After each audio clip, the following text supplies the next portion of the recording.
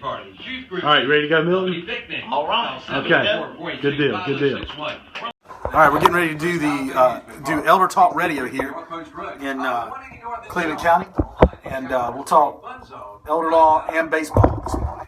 Since 1983, Bill Shepard Heating and Air Conditioning has been providing Save your questions for noon. quality products. I'll do a Periscope Ask the Elder Law guy at noon, and we'll go over some questions. Oh, and good morning. It's time now for the Elder Law Report. Our regular Friday program with Greg McIntyre, attorney from Shelby, North Carolina, and he's a specialist in elder law. Good morning to you there, Mr. Greg. How are you today? Good morning, Milton. I focus on elder law. I do some other things. Okay. To be called, let's clarify, to be called a specialist, okay, you have to take a specialty bar. I don't know that there is one specifically for elder law. Oh, okay. There is one for estate planning. I want to look into that one of these days. Yeah. I just started focusing on elder law a long time ago, so much so that we changed our name to McIntyre Elder Law. Yeah. And that's all we advertise and put out that we do, just because our head's there all the time.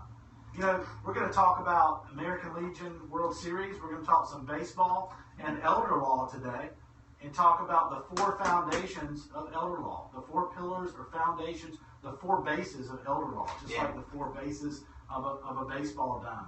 That's right. You ever played any baseball back in your day? Softball. Softball? Played some softball. You can still be playing softball. That way, I don't know anymore. You can still be playing softball. I'll be 54 Sunday. I don't know that I need to get on Happy birthday. Well, thank you. Happy birthday. Yeah. Let's put it this way, Greg. Last time the radio station did a benefit softball game was last time I played softball, probably 20-some years ago. Wound up having my neck x-rayed. Okay. So that was the end of my softball career. Wow. Was it, what happened? Did you, I don't know. trying to watch the ball go over the fence so quick? I guess. I do not know what happened. It just Okay. began to hurt after the game. But yeah, I ended up getting an x-ray. But that was a long time ago, so I don't play softball anymore. I miss playing baseball. I played a lot of softball too. Mm-hmm. Had never given much thought to softball because I was a baseball player. Yeah. You know what I mean? Yeah. And then went to the Navy. We ended up having softball tournaments on base, and we had the enlisted against the officers. Okay. And we would do that several times a year. And our enlisted team anyway, would whoop up on the officers. Seriously. I even had, in my shop, I had Andy Puckett, who's a friend of mine, lives in North Carolina now, is originally from Mississippi.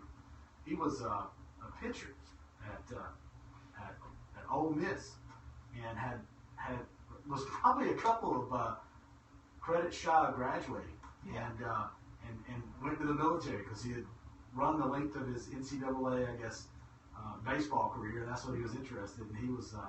He wanted to start a career and went into the military. Now works for a private contractor. Okay. We had a really good softball good team. Let me put it that way. Okay. Well, when you guys whooped up on the officers, was there retaliation later by the officers? They didn't want none. I was enlisted, man. I worked for a living. You know what I'm saying? We all liked each other and respected each other, and we were friendly with each other. But it was some good competition, I'll tell you that. Yeah. We've got some really good competition in softball in this county, even in the church leagues. Yeah. Other leagues. Oh yeah. Really very much so. And I tell you, want to get into some, get into the tents and big rivalries. Watch a little bit of Little League baseball every now and then. I started playing baseball. I mean, this broadcast goes out to charitable too. Mm-hmm. I mean, I grew up, playing baseball at the city park in Shelby. But I hear there was some pretty good baseball going on up the road in Cherryville as well. Oh, absolutely. I know there was. But I started playing T-ball, I guess, at 4 years old over at the city park. We've got a really good system to bring people along in this area, Cherryville included. It's good. To bring people along, don't we? Yeah. And, Greg, not to change subject, but just do want to mention, you don't necessarily have to talk about baseball, but if anyone has something they want to talk to you about, sure, our phone lines are open. We're going to get into talking about some foundations elder law. There are 4 bases in baseball. There are 4 foundations in elder law. And I talk about that all the time. At any educational talk, anytime I meet with a client, that's where I start my talk. Is talking about foundations. Okay. So healthcare power of attorney, living will, and will. Call me with any questions. Yeah, if you want to talk baseball, and we can talk baseball, but if you want to ask a question, a legal question about elder law, or about, people often have questions. Does my power, why do I need a will? I already have a power of attorney. Why do I need a power of attorney? I've already appointed an executor of my will. And we'll talk about those some too. I wanted to pause first. You hit on it. I wanted to give a shout out to Sandy. Okay? Yes. I mean, Sandy's a cousin of mine. Okay. If you knew that or not. Our cousins. And she lives across the road from my Aunt Pat. Okay? Okay. In fact, when I was over at Aunt Pat's house last time, she came across and we had some conversations. And I just think the world of Sandy. I would not be giving this radio show right now if it wasn't for Sandy and encouraging me to come on and put out the message and talk to seniors in the area. And she did our first community profile and sat right beside us over here. Yeah. And or maybe I was there and she was where I'm sitting right now. That's what it was. Yeah. And talk through that with her. Sandy's going through a lot right now, but she's going to be great. Sandy, if Sandy is listening, then I'd just like to say hello. Yeah. And thank you for all you do for me and for the community. She's just an amazing lady. Yeah, everybody on Facebook and person on the street, they are just asking about her and praying for her. Yes, everybody. She needs your prayers, and but she's going to be fine. Also, wanted to just say hello to Lucille Holland. Yes. Lucille said she knew you. Yes. Lucille was a great listener and friend. Yeah. She said you would probably even know her by her voice if she called you. Absolutely. I could tell you right off the bat. Yeah. Really? Okay. Well, Lucille is a great lady. Enjoyed talking to her and just wanted to say hello to her. She asked me to say hello. Let's see if this call's for us, Greg. It's kind of a shot in the dark. It may not be for us, but we'll see. Absolutely. Hey, did you want to speak to Greg? All right, Ronnie? No, you're on the air, but we're doing the elder law report with Greg McIntyre. Did you want to speak to him? Okay. All right, we'll get back in touch with each other a little bit later. Okay. All right. Well, that wasn't for us, Greg. That's okay. That's all right. Okay. We'll take all callers, and especially people wanting to check on Sandy. Yeah. That's a great call. So she's got a lot of people that care about her out there. Also wanted to wish you a happy birthday, happy 54th. That's awesome. Quite an accomplishment. 54 years young, still a young man. And give a call to action. Call with any questions. You can call. I'll tell you what. We're going to put together a home run package today. We'll talk about more about what that is, okay? And if you want to inquire about what the home run package is to get all your affairs in order, including protecting your house 100% against any liens, including Medicaid liens, call our office, 704-259-7040, code word radio, okay? You can even I would mention the home run special, okay? And we're going to do a special package for foundations, including protection of the home, okay? And really, that package is what the average person in Cleveland County, or really any other county, needs. You don't have to be rich to do estate planning or elder law planning. Quite the opposite. You can do your foundations. You can have a foundations package and really be set up for whatever happens throughout your life. You add in there deed protection for your home, like a ladybird deed or an advanced life estate deed, same thing as it's called. And then you've got a really powerful package to say what happens to you while you're alive, if you pass, and make sure that one of your most important assets, your home, which is where most people put most of their money and have most of their wealth, that it's protected to pass on. And that could be, we talked about a ladybird deed the other day, that could be the house at an acre or the house at 1,000 acres around it, right? Yeah. So is this something, why does everyone not do this, Greg? Is this something for everyone in every case, or? I try to use them judiciously, but why does everyone not do them? Because they haven't been around for that long for use in North Carolina. Okay. Before that, we were using traditional life estate deeds, but you had to do those outside of the look-back period, which is 3 years for assisted living Medicaid and 5 years for nursing home Medicaid to come in and help pay for health care. So if you didn't do it 5 years ahead of time, and we talked about last week, you don't want to necessarily give away your property. So you want to keep control of it. The life estate deeds allows you to do that. But you had to plan with them 5 years ahead of time. Yes. Which, who knows when that's going to happen. Right. So waiting is an enemy, okay? And who knows how long we're going to be able in North Carolina to use an advanced life estate deed or ladybird deed. But right now, and for the last couple of years, we've been able to do that, which can save a home for a family, literally, even in a crisis or emergency situation. Yeah. And there's a lot of folks out there, it's obviously it's a big worry, it's a big concern of theirs. Will I lose my home, the thing I've put my blood, sweat, and tears into over the years? I can sit here and go through countless examples of where someone has lost their home because they didn't know. And you ask me why everybody's not doing it? Because everyone doesn't know about it. They just don't know For about the last over 2 years now, I've been out in the community giving educational talks. The first one I ever gave was in probably September or fall of 2014, okay? 2013, I'm sorry. Fall of 2013.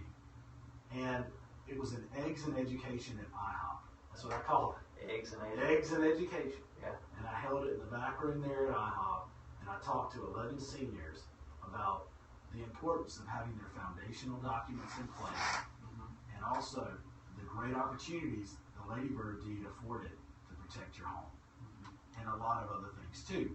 But, I mean, that's why I'm out in the community once, twice, sometimes 3 times a week in different places, still telling everyone. Because I used to think, man, I'll do this for a couple of times and that's all it'll take. No. I still have tons of people who have no idea what a ladybird deed is. And most people do what I call a hang your head spin down. And the family, they'll just go spend all the money down. They'll auction the house off, once mom and dad dies, the house is gone, the land's gone. And that's what they do. They don't talk to anybody about it. It's some kind of private, almost shameful experience. And I don't want it to be that way. We need to talk about these things. You need to be aware of the opportunities that are out there for you, of the tools that are out there for you to protect your hard-earned money and property. Your husband and protect each other's income and retirement savings for a couple. Protect if you're the son or daughter of a senior. Protect your family's assets. I just think when I grew up, I was still in the Cold War growing up because Rambo, was on it, and Reagan and Gorbachev were working things out, right? And that Russia was the place where individuals didn't own property, and the government kind of owned everything. Not the U.S. And you have such a great turnover right now of property, of private citizens losing their homes and their property. And I just think it's fundamentally un-American. If you look at it's un-American. If baseball in the World Series is American, then losing your property because you had a healthcare situation is, in my opinion, especially your house, which is the American dream, is very un-American. I mean, if you look at the founding fathers, one of the great things they wanted to do, one of the things that set America apart was individual property rights and the right to pass on your property to your issue, to keep it in the family, right? Not have it cycle through or go back to the community pod or the government. I just think it's just not right. And you contribute to that system, to the Medicare and Medicaid system your whole life. And you've heard me before, and maybe I keep driving this message home. You don't pay, if you buy a house for $100,000, you don't pay $100,000. Usually, unless you buy it cash. Yeah. If you can buy it cash, then you're going to get it. But most people can't. They finance it, and they pay 2 to 3 times what that $100,000, right, for that house over the life of a 30-year mortgage. Yeah. So you pay triple for the home. You pay your taxes, 20 to 45%, however your tax bracket is, 20 to 40% of your income in taxes. Plus you're paying sales tax on everything. We're taxed left and right, and that's going into the system that helps pay for health care. And then if you try to use that system, then you got to lose your house too. Well, I just think it's fundamentally unfair. It's un-American. It's not right. And that's one of the things I'm in it to help seniors protect. And all the doom and gloom, I'll step back from that and say North Carolina has done a great job allowing that. Social services and Medicaid system for seniors has done a great job allowing seniors in the last couple of years to keep their home using tools like Bloomberg deeds. Okay, that's why they're so exciting, and that's why my hope is that the estate planning and elder law lobby and the politicians we have in Raleigh are much more sensitive now to the needs of seniors and keeping the home in the family, at least allowing you to protect that asset. As I've mentioned before, I'm writing a book that I'll bring out. I'm going to give you a copy, hopefully within the next month to month and a half, called Saving the Farm. That's about an experience in my family that my grandfather had, from a farm that he owned in, a house and a barn and some land he owned in Lattimore. He and my grandmother had traumatic health care issues. He spent the last 15 years of his life in Shelby Manor, which was a great place over there. But he had to spend down everything he had to $2,000. So when I'm up late at night, like I was last night till 1:30, working at the office, that experience, that's where I dig deep and keep going and have that passion. That's why I do it. It's because I do get to still protect the little guy and fight for the underdog in this situation. Well, Greg, I have told a lot of people asked me about your show. I had comments this week how they appreciate your show and how good the information is, and I tell them, I said, well, Greg he's the real deal. He's genuine. He really cares about the folks out there that he's trying to help. I mean, if you told me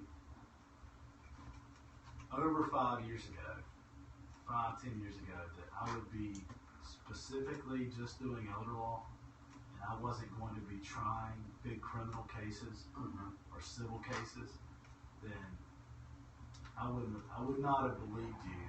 I would have not seen that coming. But life takes some twists and turns, and I try to follow. I learned to follow my intuition and passion, and I appreciate what you just said.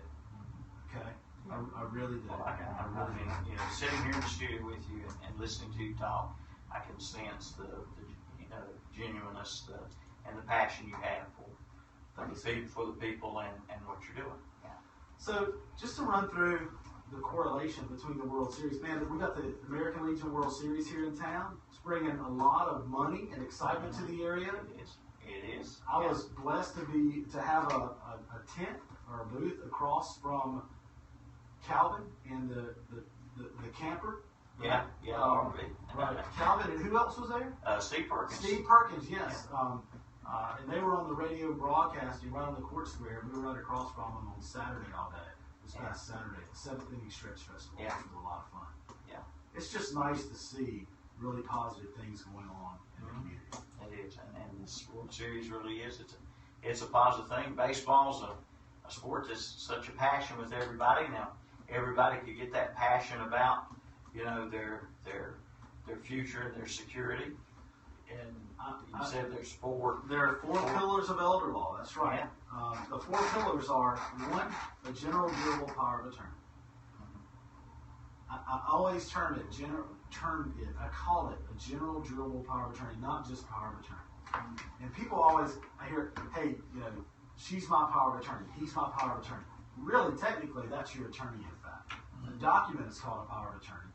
It's general because it covers generally all personal business, okay? From bank accounts to cell phone bills to power to water to whatever insurance that needs to be handled. It allows someone else. It allows you to appoint someone else to handle your most, to handle your personal business should you even be out of commission for a temporary period of time. It's so hard to change. My wife can't even change my cell phone bill because I set up the account. Can't change our family cell phone bill because I set up the account. I have to go do it. They won't talk to her. Now, when someone asks you, or asks you to be their power of attorney, are there some folks out there who are apprehensive about doing that because they think, well, then I become responsible for debts and things like that? But that's not I have had that question before. Yeah. If I appoint really more, the person accepting that power is I've never had that question from them, but from say a senior saying I want my son or daughter to be my primary power of attorney, I've had them say yes. Will this person, be affected by this, by a credit issue or something like that, or vice versa? This person's credit, will it affect mine? No, not at all. Not at all. If you want to appoint somebody you totally trust. Another baseball reference that I talk about all the time is you need to have people ready to come in off the bench. So you don't want to just have a primary there. You want to have, if your primary power of attorney is unavailable, you want to have a secondary person to come in and serve. Really, if we do a document with primary, secondary, and maybe even a third person, then that document is going to live with you for a very long time, and hopefully will be what you need that stays with you and works for you for the rest of your life. Yeah. That's what we want it to do. So no matter the contingency or situation, it works. It needs to have a durability clause in it. So if you have a power of attorney right now, you need to read through it and make sure that it says that it survives incapacity or incompetence.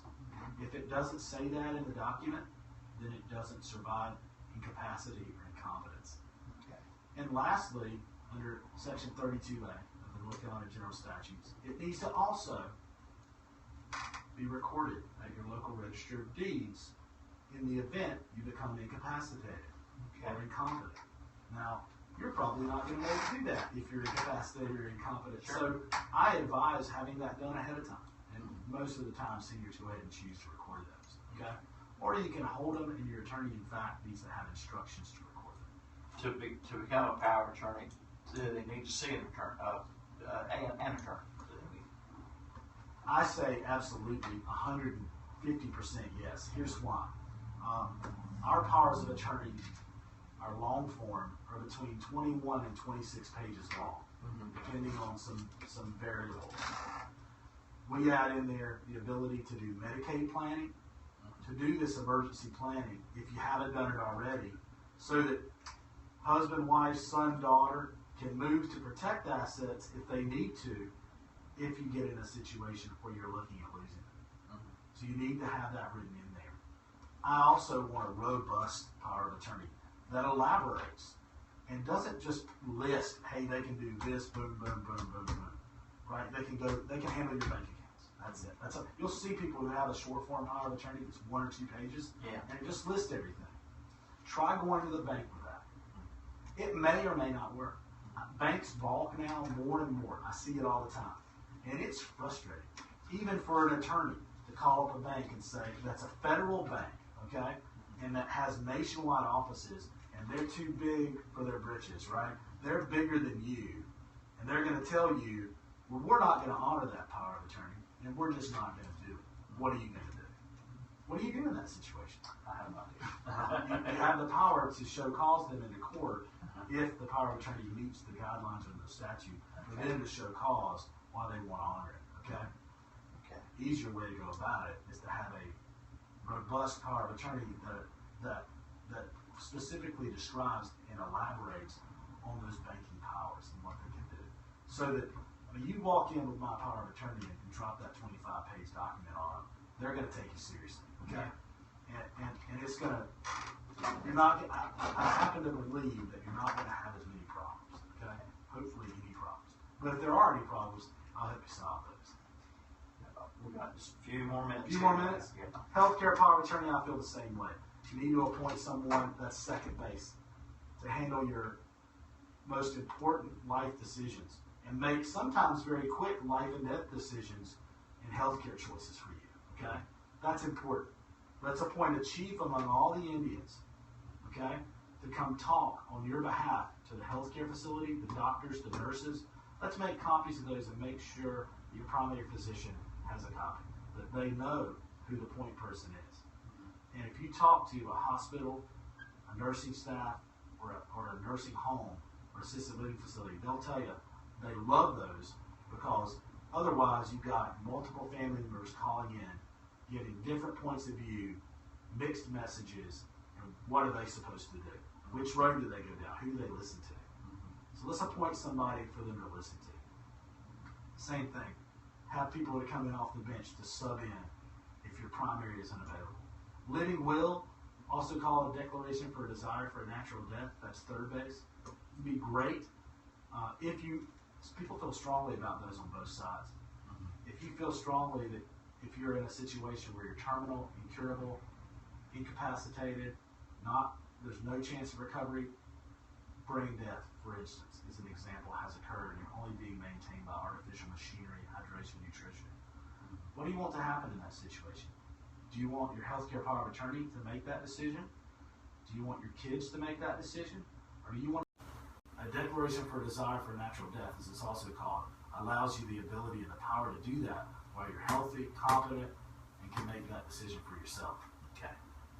A will, I think, completes the four bases. Okay. The fourth one, still need to have that will so that you distribute your property how you want to, not how the government has decided that they want to distribute your property, because there are statutes set up to distribute your property. If you don't say how you want it to be distributed, and appoint an executor. To clarify something I brought up earlier, an executor and a will only have power after you pass away. It's worthless while you're alive. Okay. It has no legal power. The power of attorney and healthcare power of attorney, they have all the power while you're alive. So your attorney in facts and those documents rule while you're alive. When you pass, the will takes over. That's it.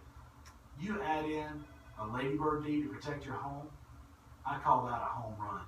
If somebody calls us, 704-259-7040, mentions the code word radio, asks for the home run package, we're going to give them a special pricing on that.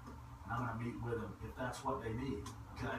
I'm not going to give it to them if that's not what they need. I'm going to give them less, okay? Or something different. But that's a good package to protect most people, okay? The majority of people out there, it's a lot more protection than they have right now. And it can mean the difference between losing the house and not having people to make decisions for you and not passing your property the right way, or having it go away because of a healthcare situation you couldn't control. So anyway, that's it. All right, folks. There you go. Excellent opportunity right there to give Greg's office a call, mention Code Word Radio and the home run package. They'll sit down and talk with you and give you a free consultation, and all the things Greg's talked about today, from A to Z, what we've talked about, from first base to home plate, he can Got to cover it all. With the cleanup hitter. Musically. Okay. Babe Ladybird Ruth. That's it. The Lady Bird did. All right, folks, we thank you for tuning in today. Join us again next Friday. And by the way, Hayden, she okay? She's doing very well. She just had another obligation this morning. Hopefully she'll be back with us next week. Yeah, we like Hayden very much. Nice. All right, we'll see you next time, next week, next Friday here, Elder Law Report on Big O Country and KTC Broadcasting. If you want to see today's interview on YouTube, it'll be posted later. The YouTube/KTC Broadcasting. You can watch today's interview recorded from our studio camera. We'll see you later, folks. Don't forget, American Legion Baseball World Series coverage begins at 12 noon right here. That was, thank you. Yeah, That's a good conversation. good. And the time flew by. It flew by. Yeah, it really does. Hey, what's wrong, man? This song's good. The music's great. I like to get this. Really, thank you, Billy. That was anytime. that was a good one.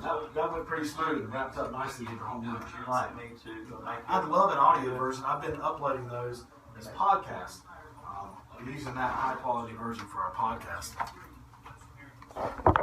Thanks for watching. If you have any questions about what we discussed today, I'll be back around noon for our Ask the Elder Law session, okay?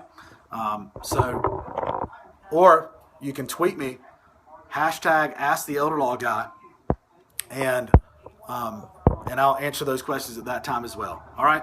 Thanks for listening.